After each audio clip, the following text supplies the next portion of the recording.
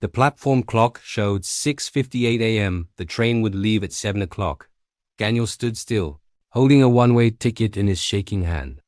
Around him, people rushed forward, briefcases swinging, coffee spilling, lives moving. Daniel didn't move. This train was supposed to change everything. A new job in another city, a bigger salary, a fresh start. Everyone said it was the smart choice, logical, safe. But logic doesn't always speak the loudest. 3 nights earlier, Daniel's mother had collapsed in the kitchen. Nothing dramatic, just exhaustion. The kind that hides behind forced smiles and "I'm fine." "You don't have to go," she had said softly from the hospital bed. "I'll be okay?" Daniel knew what those words really meant. She had raised him alone after his father passed away. Worked 2 jobs. Missed meals, hid pain, never complained. And now, when it was finally his time to choose success, something inside him felt wrong.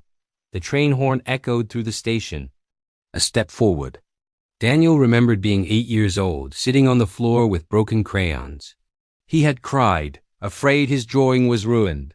His mother knelt beside him and said, "Sometimes broken things just need patience." Another step. Daniel remembered the night he failed his first big exam. He had expected disappointment. Instead, his mother hugged him and whispered, "Failure isn't falling. It's refusing to stand back up." The doors began to close. Daniel's phone buzzed. A message from an unknown number. "This is Nurse Helen. Your mother asked me to tell you she's asking for you." Time slowed. This was the moment life doesn't announce, the kind you only recognize later. Daniel looked at the ticket, at the train, at the future everyone else wanted for him. Then he did something unexpected. He tore the ticket in half. The train left without him. Daniel returned to the hospital. His mother smiled weakly when she saw him. "You missed your train," she said. "I chose you," Daniel replied. Tears rolled down her cheeks. For weeks, Daniel stayed. Cooked. Cleaned. Listened. He learned how tired his mother really was, not just physically but emotionally. One night, she told him something she had never shared. "I was afraid you'd leave and never come back," she said. "I didn't want to be the reason you stopped living your life." Daniel held her hand. "You didn't stop my life," he said. "You reminded me what it's for." Months passed. Daniel found work locally. It paid less. Progress felt slower. Doubt crept in.